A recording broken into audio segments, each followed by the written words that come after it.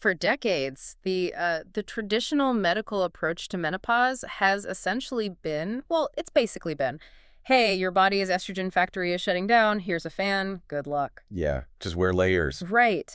It is treated as something that simply happens to you. You're just expected to either, tough out this sudden hormonal hurricane or rely entirely on this umbrella of hormone replacement therapy to shield you until the weather clears. Which honestly leaves you feeling completely powerless. Hmm. I mean, as a clinical researcher, I see this all the time. It's a highly passive way of viewing a really profound biological transition. Exactly. You end up feeling like a bystander in your own body, just kind of waiting to see what breaks next. But the clinical data we are looking at today proves that you actually hold the master override switch.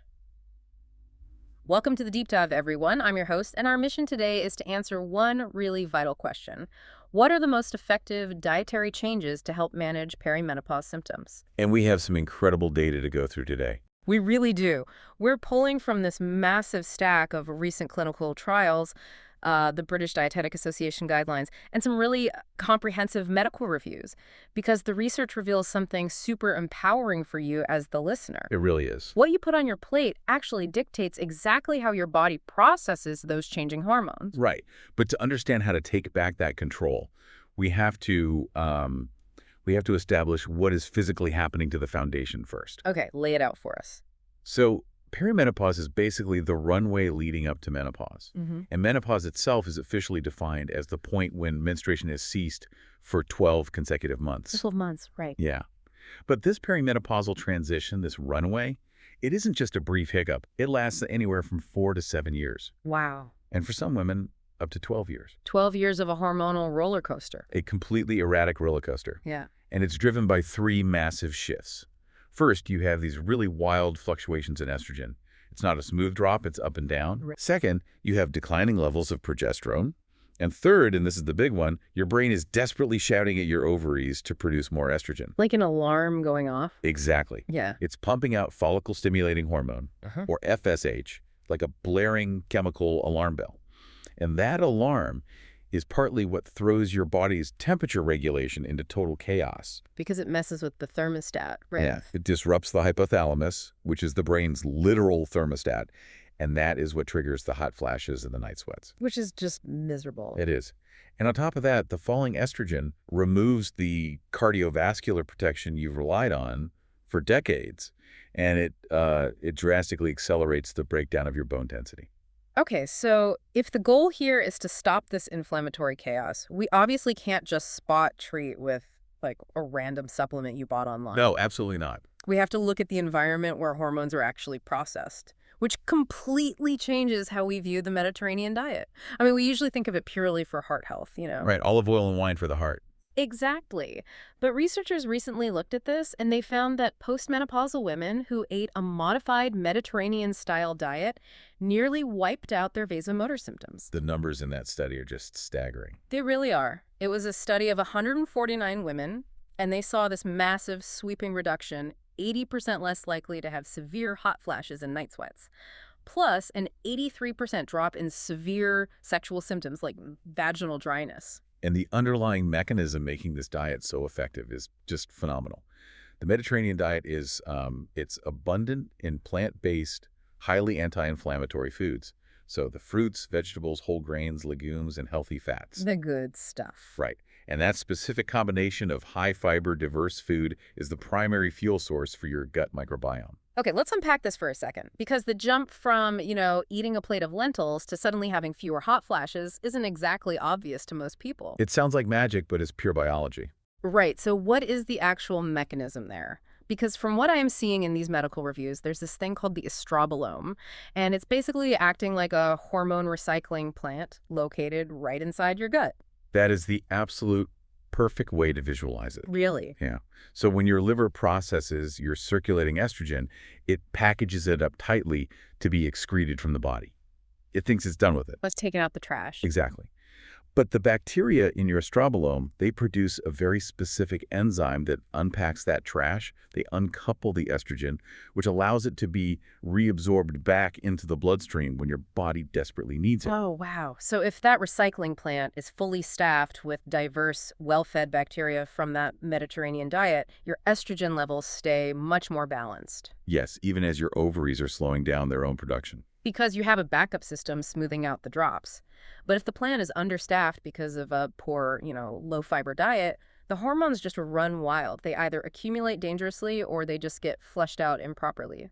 And during perimenopause, when that ovarian estrogen is fluctuating so wildly from day to day, having that functional backup system in your gut is absolutely critical to minimizing those symptoms.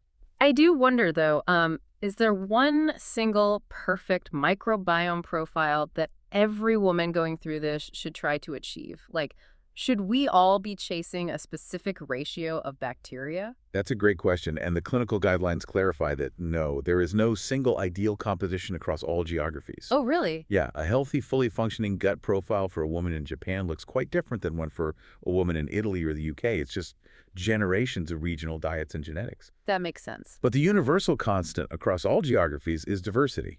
High microbial diversity is globally linked to better estrogen regulation and much lower systemic inflammation. So a reduction in that diversity immediately triggers higher inflammation. Exactly. Biomarkers for inflammation spike. Hmm. And we know that inflammation is a major driver of perimenopausal distress. So a diverse gut is a resilient gut.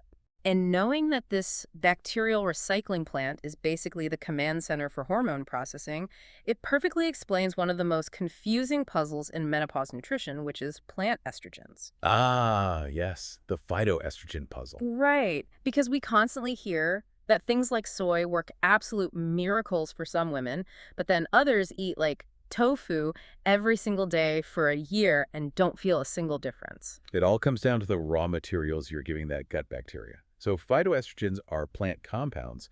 Specifically, we're talking about isoflavones and lignans. Which are in what? Soybeans, flax seeds? Yeah, soybeans, edamame, tofu, lentils, flax seeds. And on a molecular level, their structure is remarkably similar to human estrogen. So because they look so much like human estrogen, they act like a spare key fitting into a lock. They dock into the body's estrogen receptors and exert this mild estrogenic effect. Right, which helps relieve the intense heat of a flush when your natural estrogen is running low. They sort of trick the body. But they're weaker than human estrogen, right? Significantly weaker. And their efficacy is entirely dependent on how you consume them and, more importantly, who is consuming them. First, the timeline is crucial. It's not a quick fix. No, this is not an overnight thing like taking an aspirin for a headache. The data shows it takes 2 to 3 months of daily consumption to see the benefits. 3 months. Yeah, and you need therapeutic doses. We're talking, for example, a large glass of soy milk plus a solid serving of tofu every single day. Wait, hold on, though. I hear estrogen and soy in the same sentence, and my immediate thought, and I'm sure the listener's thought right now, is the breast cancer risk. Of course. Because we've been told for decades, I mean literally decades, that soy is dangerous because it mimics estrogen. Are we really supposed to eat these high estrogen foods every day? This is such a vital concern to address, and we need to be very clear about what the sources say. Yeah. Because phytoestrogens are so much weaker, they exhibit what is known as tissue-selective binding. Tissue selective binding. What does that mean in practice? It means they express their mild estrogenic activities in the central nervous system, the blood vessels, and the bones, which is exactly where you want them to ease hot flashes and protect bone density. Okay.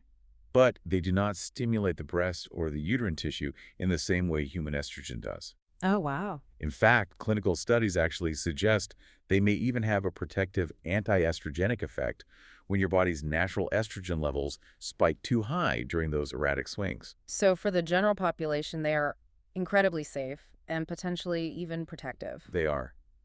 But we do have to impartially report the specific caveat in the guidelines here. Right, the exceptions. Yes. Women with a personal history of breast cancer should avoid consuming the large therapeutic daily serving sizes we just mentioned. The big therapeutic doses. Right. Normal dietary amounts, mixed into meals occasionally are generally fine. But those concentrated heavy daily doses intended to stop hot flashes, those should be avoided by breast cancer survivors out of an abundance of caution. That distinction is so crucial. But okay, even for women who can safely commit to those therapeutic doses for 3 straight months, it still doesn't work for everyone. Why does soy stop hot flashes for one person and do literally nothing for another? This is where it circles back to the estrobolome and something called the equal factor. The equal factor. Yes, EQUOL. Certain gut bacteria possess this unique ability to take a specific soy isoflavone called daidzein and convert it into a much more potent metabolite called equal. Okay, and equal is stronger. It has a significantly stronger estrogenic potential. But here's the catch. Only women who naturally harbor these specific gut bacteria are able to do this. The equal producers. Exactly. Yeah. Clinically, they are known as equal producers, and only they experience those drastic reductions in hot flash frequency and severity from eating soy. If your gut doesn't have the bacterial staff to upgrade that daidzein into equal, the soy simply won't have the same symptom-relieving power. That is fascinating. So managing hot flashes with phytoestrogens is amazing for daily comfort, provided your gut is actually equipped for it. But as a listener, you also need to protect your long-term structural health. Because falling estrogen doesn't just make you sweaty, it rapidly alters your actual body composition. We have to look at building a structural defense. The conversation absolutely must shift from just managing a temporary symptom, like a hot flash, Right. to preserving your physical independence as you age. Because the metabolism just crashes. It dramatically slows down. When estrogen drops, women naturally begin to lose muscle mass, which is a condition known as sarcopenia. And at the exact same time, the loss of estrogen redirects where your body stores fat. Away from the hips and thighs. Yes, it shifts away from subcutaneous fat, which is the relatively harmless fat just under your skin, and aggressively packs it around your internal organs. The visceral fat. Yes. The clinical data shows that abdominal fat can jump from, say, 5 to 8% of your total body weight, all the way up to 15% during menopause. That is a massive jump. It is. And visceral fat is not just inert storage. It acts like an active, malicious endocrine organ. It is constantly pumping inflammatory markers into your bloodstream, which drives up insulin resistance and cholesterol. Here's where it gets really interesting, though, because the defense against this visceral fat takeover isn't just about starving yourself or, endlessly cutting calories on a treadmill. No, that usually backfires. It's about fundamentally changing the biological signals of your meals, starting with fiber.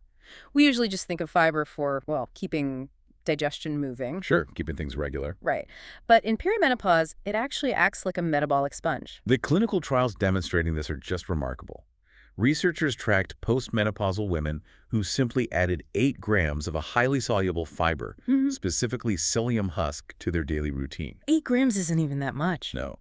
And within just 12 weeks, with no other major dietary overhauls, their LDL cholesterol plummeted, their fasting blood sugar decreased, and their insulin resistance significantly improved. Just from the fiber. Yes, because the soluble fiber physically binds to excess cholesterol in the digestive tract and pulls it out of the body before it can do damage. And as a compounding bonus, all that fiber is the exact food required to feed the estrobolome, right? Exactly. Promoting the gut diversity that keeps the hormone recycling plant running smoothly. It is a brilliant biological feedback loop, but to protect the muscle mass, that fiber must be paired with high-quality protein. Because muscle is your body's primary metabolic furnace. Right. And as estrogen drops, your body essentially tries to unplug that furnace, emphasizing lean proteins, your wild salmon, eggs, lentils, Greek yogurt at every single meal is required to force it back on. Because if you lose muscle, your body burns fewer calories at rest. Which just accelerates the accumulation of that inflammatory visceral fat. So fiber to shield the metabolism, protein to keep the furnace burning. But we really can't ignore the scaffolding itself, the bones. Bone health is critical here. Estrogen loss wildly accelerates calcium depletion, drawing the minerals right out of your skeleton and driving up the risk of osteoporosis. The nutritional targets for bone preservation in the guidelines are very strict. They demand 1,200 milligrams of calcium a day. 1,200. So to actually visualize that for the listener, you would need, 2 to 4 solid servings of calcium-rich foods daily? Yeah, dairy, sardines eaten with the bones, of course, or heavily fortified plant milks. But hitting 1,200 milligrams of calcium seems kind of pointless if your body isn't actually absorbing it, because I noticed the UK guidelines are practically begging people to take vitamin D alongside it. Vitamin D acts as the key to unlock the door. It allows your body to actually pull the calcium from your gut into your bloodstream. And because we simply don't get enough sunlight to synthesize vitamin D naturally during the winter, the official stance is that everyone needs to be taking a daily supplement from October to March at an absolute minimum. Without that vitamin D, you are just flushing the calcium away while your bones continue to silently weaken. Wow. Okay, so we have spent all this time constructing this incredibly robust defense. The Mediterranean diet, the phytoestrogens, the soluble fiber, the protein, the A calcium. very solid foundation. But now we have to look at what we are putting into our bodies that is actively throwing gasoline on the fire. We need to look closely at the triggers. Yes, because while you are meticulously trying to cool the body down and stabilize the brain's thermostat, certain dietary habits are actively sabotaging the process. Right. And the two most prominent triggers for vasomotor symptoms are alcohol and caffeine. Let's start with alcohol. The alcohol connection makes complete biological sense to me. Lower estrogen has already thrown the hypothalamus into chaos, making it hyperreactive to tiny changes in body temperature. Right, it's already on a hair trigger. So when you drink alcohol, it acts as a vasodilator. It rapidly widens your blood vessels, floods the skin with blood, which just massively compounds the intense heat of a hot flush. It's an immediate physical reaction. Caffeine, however, presents a much more complex dilemma for the listener. This part of the research blew my mind. Researchers studied over 1,800 women during the menopausal transition, and they uncovered this fascinating nuance. The caffeine paradox. Yes, they found that higher caffeine intake definitively increased the severity of hot flashes and night sweats. Because it stimulates the central nervous system. Exactly. For the hypothalamus, which is already misinterpreting signals due to low estrogen, caffeine triggers a much stronger false alarm heat response. If you drink coffee, your vasomotor symptoms are likely going to be worse. That here is the paradox. Right. They simultaneously found that for perimenopausal women, caffeine actively improved mood, memory, and concentration. Which is huge. It is. It blocks adenosine, which is the brain chemical that makes you feel tired, and that helps clear the debilitating menopausal brain fog. So if you're the listener right now, and you rely on your morning coffee to get through the brain fog and keep your mood stable at work, but it's causing you to literally sweat through your clothes during a morning meeting, what do you do? It really highlights the ultimate reality of menopause nutrition. It is a highly individualized trade-off. There is no one-size-fits-all rule. So you have to pick your battles. Precisely. If your primary, most debilitating symptom is cognitive ambition, the brain fog, the lack of focus, the mood swings, then completely eliminating caffeine might make your overall quality of life significantly worse, even if it slightly reduces your hot flashes. Makes sense. But if you are waking up drenched in sweat 5 times a night and it is completely destroying your sleep architecture, systematically cutting back on caffeine might be the single most effective intervention you can make. You have to balance the specific symptoms ruining your day the most. And speaking of balancing specific symptoms, we have to talk about the conflicting data surrounding omega-3 supplements. Fish oil. Yeah, fish oil is a massively popular intervention. Everyone takes it. But the clinical trials paint a wildly confusing picture of whether it actually works for menopause. It's a great case study in reading the data carefully. We examined 2 very different clinical trials regarding omega-3s and hot flashes, and the contrast is highly instructive. Walk us through them. First, there was a massive, highly rigorous 12-week trial from the MSFL-ESH network. Women were given a hefty daily dose of omega-3s, about 1.8 grams. Pretty big dose. Very big. And the final results showed absolutely no difference in hot flash frequency, bother, sleep, or mood compared to the placebo group. Nothing. Nothing. For the general menopausal population, it was completely ineffective. But then there was an earlier trial, the Lucas study, which showed a significant measurable improvement in hot flashes and psychological distress after participants took omega-3s. Right. So why does a supplement work beautifully in one trial and fail completely in another? If you dig into the methodology, the answer lies in the baseline psychological state of the women involved. Okay. How so? The Lucas study specifically recruited women who already suffered from baseline emotional distress and mild depression prior to the trial. The larger MSFL-ASH trial recruited generally healthy women whose primary complaint was purely the physical hot flashes. So the omega-3s aren't actually cooling the body down at all. They aren't acting on the thermostat. The data suggests that if a woman is experiencing significant depressive symptoms or emotional distress alongside her hot flashes, the omega-3s help regulate the underlying mood disorder. And when the brain feels less distressed, the perceived severity and bother of the hot flash actually decreases. Exactly. It's an emotional buffer. But if you are emotionally stable and just trying to stop the physical sweating, buying expensive omega-3 supplements is likely a complete waste of your money. The intervention must match the underlying mechanism of the patient. Always. It is incredible how strategic this all has to be. I mean, managing perimenopause isn't just that archaic advice to, eat less and move more to avoid weight gain. God, no. That advice is so outdated. It is a targeted biological operation. It is about actively feeding the estrobolome with a Mediterranean-style diet to keep your hormone recycling plant running. Yes. It's about experimenting with phytoestrogens for 2 to 3 solid months to see if your gut houses those rare equal producers. Giving it the time it needs. Right. And it's about deploying soluble fiber to shield your metabolism from visceral fat, hitting strict calcium targets to protect your bones, and strategically leveraging caffeine and alcohol based entirely on whether brain fog or hot flashes are your bigger daily hurdle. And we have to reiterate, while hormone replacement therapy remains the first-line, most effective medical treatment for menopausal symptoms, dialing in your nutrition is an immensely powerful non-hormonal tool. It gives you your power back. Exactly. Yeah. It is about restoring your agency. You are giving your body the exact raw materials it needs to smooth out the hormonal drops, granting you control over your daily comfort while actively extending your long-term health span. So what does this all mean? It brings us right back to the beginning. You don't just have to sit there and let the storm batter the house. You have the tools to reinforce the walls, upgrade the plumbing, and secure the foundation while you are standing in it. Well said. And taking everything we've learned today about the hidden power of the estrobolome, I want to leave you with a thought. A slightly provocative one. I love these.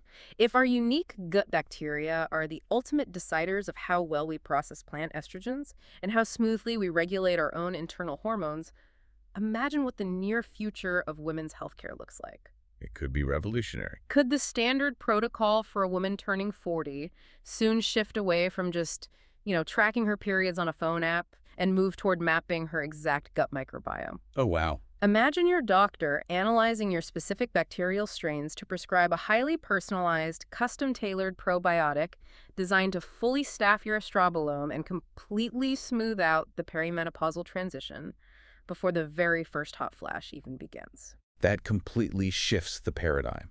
From merely reacting to the storm to entirely changing the weather before it even arrives. It is a fascinating frontier. Thank you so much for joining us on this deep dive. Until next time, keep questioning the narrative and keep feeding your estrobolome.